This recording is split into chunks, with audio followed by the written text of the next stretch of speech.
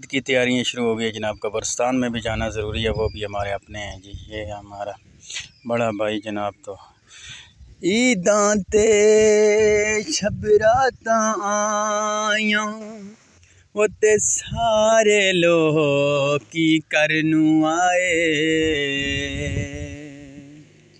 ओए ओ नहीं आए मोहम्मद बख्शा जेड़े अपने हथों दफनाए।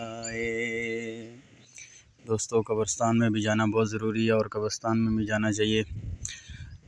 अस्सलामु अलैकुम, वेलकम टू माय चैनल। उम्मीद करता हूँ आप सब ठीक ठाक होंगे। आज का व्लॉग शुरू करते हैं अल्लाह पाक के बरकत नाम से, जो नहत रहम करने वाला है और फजल करने वाला है। ये है जी हमारे गांव का रोड और गांव का नज़ारा।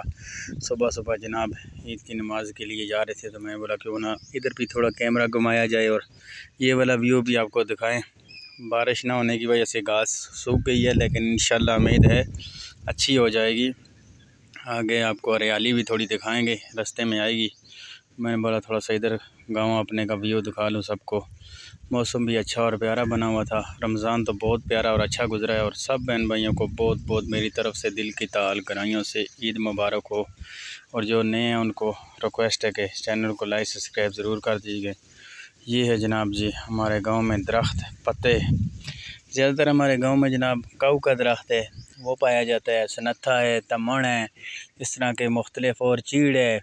काफ़ी सारे दरख्त है जो ना, वैसे खरमानी भी होती है और बहुत कम जो है ना फ्रूट वाली जगह जो ना, फ्रूट वाले जो फल होते हैं वो बहुत कम होते हैं हमारी तरफ ना। उसकी वजह यह है कि पानी की वजह से फिर उस तरह का जो है ना नहीं हो सकता ना।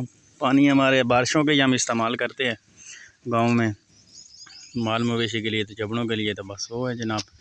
ये जी जनाब हम ईद की नमाज़ पढ़ी और दोस्त से फ़ारग हुए। और ये छोटा हमारा भतीजा है मुबशर, ये भी कह रहा था जी हमारी भी फ़ोटो हो जाए। ये बड़ा भाई है जनाब मोहम्मद नवाज़, इसकी बेटी है माशाल्लाह। तो ये है जनाब, दोनों खड़े हुए थे। मैं कहा चलो खड़े हो जाओ, फिर आपकी तस्वीर बना रहे हैं। और ये जनाब जी कब्रिस्तान से भी होकर आए थे। और उम्मीद करता हूँ वीडियो आपको पसंद आई होगी। दुआओं में याद रखना और अपना ख्याल रखना। खुदा हाफ़िज़।